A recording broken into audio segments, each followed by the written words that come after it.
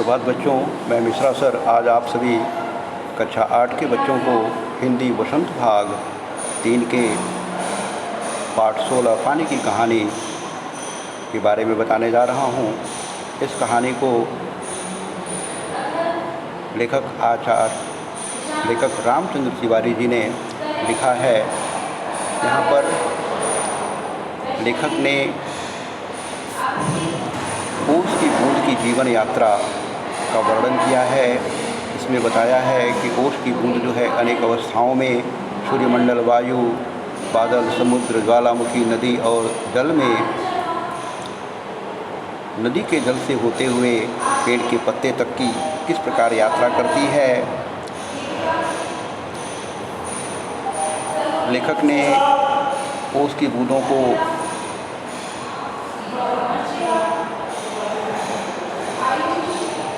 सूर्यमंडल से उत्पत्ति का स्रोत बताते हैं। कहते हैं कि ओस की बूंद जो है उसके पूर्वज हाइड्रोजन और ऑक्सीजन जो हैं ये सूर्यमंडल में कभी विद्यमान हुआ करती थी और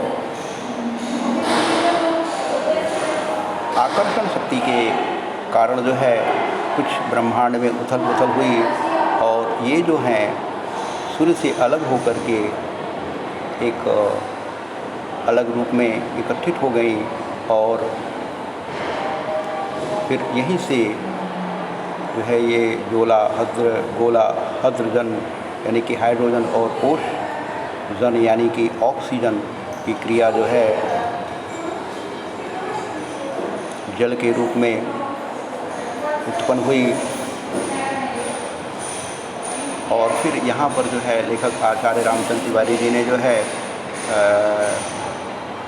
जल चक्र के बारे में बताया है कि किस प्रकार से ठीक है पृथ्वी पर विद्यमान जल स्रोत जो है सूर्य की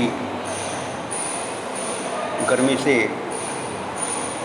वाष्पित होकर के बादल बनते हैं। बादलों से पुनः जो है वो घनीभूत होकर के जल की बूंदों के रूप में पृथ्वी पर आते हैं, बारिश होती है। फिर पुनः जो है वे नदी नालों और विभिन्न जल के स्रोतों में इकट्ठे होते हैं। पुनः जो है वाष्पीकरण की क्रिया होती है, बादल बनते हैं। ये जल चक्र का भी यहाँ वर्णन किया है और बताया है कि यह जल जो है एक ऐसा अद्वितीय पृथ्वी पर खजाना है जो निरंतर चलता रहता है। आवश्यकता है हमें इसके उचित उपयोग की, जिससे कि यह हमारे जीवन में सदैव बना रहे। इस पाठ में मैं आपको जो है आए हुए कुछ कठिन शब्दों का उल्लेख कर रहा हूँ। कठिन शब्दों में यहाँ पर मैंने कुल 20 कठिन शब्दों का उल्लेख किया है, जिसमें आश्चर्य, स्वर, फव्वारा, हृदय, रोएं, घृणा, उत्सुकता, सांसद, सिकुड़ी, भावपूर्ण, सुनाऊंगी, ब्रह्मांड, उज्ज्वल, प्रचंड, आकर्षण, अस्तित्व, अत्यंत, दीर्घजीवी, वार्तालाप, सम्मति, ऐसे करके 20 शब्दों का उल्लेख किया है। तत्पश्चात हम पाठ के शब्दार्थ की तरफ आते हैं। पाठ के शब्दार्थ में सांसद, कठिनाई में पड़ना, बड़ा कष्ट, बड़ा वर्णनातीत, जिसका वर्णन न किया जा सके, चूड़ा प्रत्यक्ष स्पष्ट रूप से दिखाई देने वाला, दीर्घजीवी, लंबे समय तक जीने वाला, कमर कसे रहना, पूरी तरह से तैयार रहना, भाना, अच्छा लगना। इसके बाद है सम्मति राय, अंधाधुंध, बिना सोचे समझे, कजोट करना, उछल कूद करना। तत्पश्चात देखिए हम आते हैं प्रश्न अभ्यास की तरफ आते हैं। प्रश्न अभ्यास में पाठ से शीर्षक के अंतर्गत जो है मैंने यहाँ पर 2 प्रश्नों का उल्लेख किया है। इस पेज पर यह लेखक को ओस की बूंद कहाँ से मिली? उत्तर है लेखक को ओस की बूंद बेर की झाड़ी के नीचे चलते हुए मिली। लेखक जब वहाँ से गुजर रहा था तब ओस की बूंद उसकी कलाई पर आ गिरी तथा सड़क कर हथेली पर आ गई। दूसरा प्रश्न जो मैंने यहाँ पर लिखा है, ओस की बूंद क्रोध और घृणा से क्यों काँप उठी? ओस की बूंद जब धरती के कड़ों का हृदय टटोल रही थी, उसी समय बेल के पेड़ की जड़ में मौजूद हृदय रोएं ने बलपूर्वक उसे पृथ्वी से खींच लिया। बूंद ने देखा कि पेड़ उसकी कुछ बूंदों को एकदम खा जाते हैं तथा अधिकांश दूध का सब कुछ छीनकर उन्हें बाहर निकाल देते हैं। बूंद भी पेड़ की जड़ से पत्तियों तक पहुंचने के लिए 3 दिन तक लगातार सांसत भोगी, इसीलिए वह क्रोध और घृणा से कांप उठी। तीसरा प्रश्न जो है मैंने यहाँ पर लिखा है वो है हाइड्रोजन और ऑक्सीजन को पानी ने अपना पूर्वज या पुरखा क्यों बताया। बहुत दिन हुए हाइड्रोजन और ऑक्सीजन नामक 2 गैसें सूर्यमंडल में लपटों के रूप में विद्यमान थीं। एक अन्य बड़े पिंड की आकर्षण शक्ति के फलस्वरूप सूर्य का कुछ अंश टूटकर अलग हो गया। यह टूटा भाग एक ग्रह बना जो ठंडा होता चला गया। हाइड्रोजन तथा ऑक्सीजन रासायनिक क्रिया के कारण उनका प्रत्यक्ष अस्तित्व खो गया और वे पानी के रूप में उत्पन्न हुए। इसी कारण हाइड्रोजन और ऑक्सीजन को पानी का पुरखा कहा गया है। कहानी के अंत में और आरंभ के हिस्से को स्वयं पढ़कर देखिए और बताइए कि ओश की बूंद लेखक को आप बीती सुनाते हुए किसकी प्रतीक्षा कर रही थी। उत्तर के तौर पे मैंने यहाँ लिखा है कहानी के अंत और आरंभ के हिस्से को पढ़कर पता चलता है कि ओश की बूंद लेखक को आप बीती सुनाते हुए सूरज के निकलने की प्रतीक्षा कर रही है। दूसरा शीर्षक जो हमारा है पाठ के आगे से में यहाँ पर मैंने लिखा है पहला प्रश्न, जलचक्र के विषय में जानकारी प्राप्त कीजिए और पानी की कहानी से तुलना करके देखिए कि लेखक ने पानी की कहानी में कौन कौन सी बातें विस्तार से बताई है।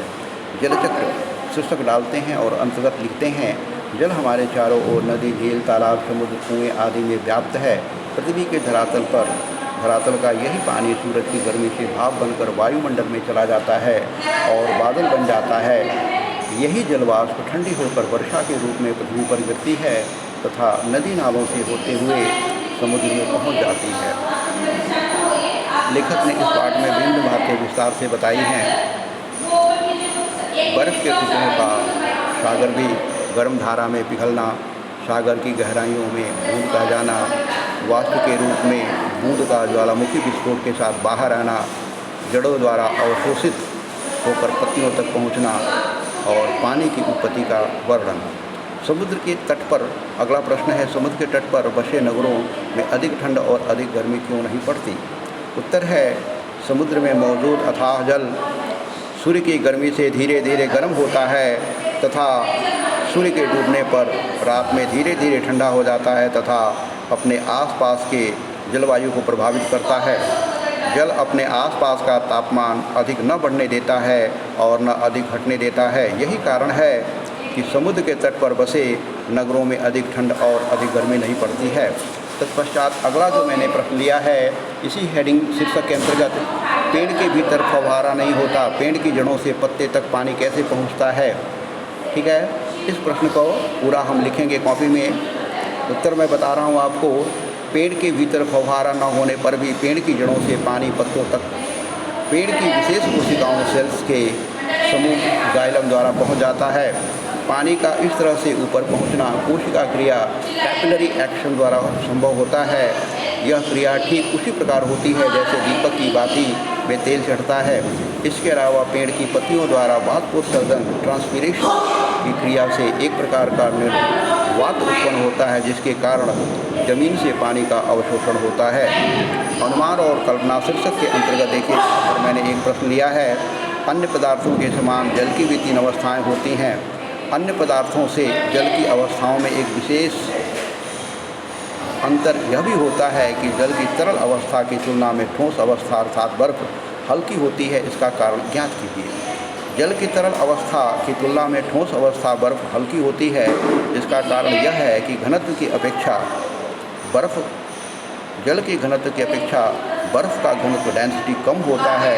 घनत्व कम होने के कारण बर्फ हल्की हो जाती है। भाषा की बात हेडिंग के अंतर्गत जो है, पहला मैंने प्रश्न यहाँ पर लिया है, अपनी पाठ्य पुस्तक से इस प्रकार के 5 और उदाहरण खोज कर लिखिए और उन्हें भली भांति परिभाषित कीजिए। इसी समय पंडित